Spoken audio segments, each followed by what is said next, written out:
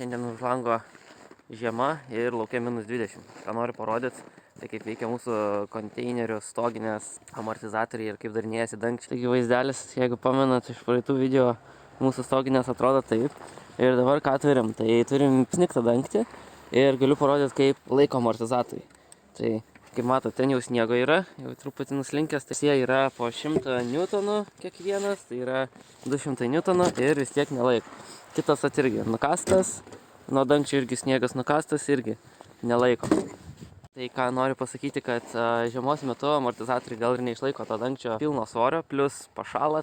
Tepalas juose tikėtina irgi pakeičia savo savybės, ko pasekoj gaunasi, kad nesusidaro slėgis ir nepakeliamas dangtis. Bet čia yra ne problema, kadangi neturime daug tos žiemos. Kai sakant, pakentėti kelias mėnesius, o jau labiau kai -20, tai tikėtina, kad tie amortizatoriai visi taip elgiasi. Tiek ir jūsų mašinų amortizatoriai prašiau laiko dangčius, tiek ir konteinerių stoginės. Tai tiek jam kartui ir iki susimatymo.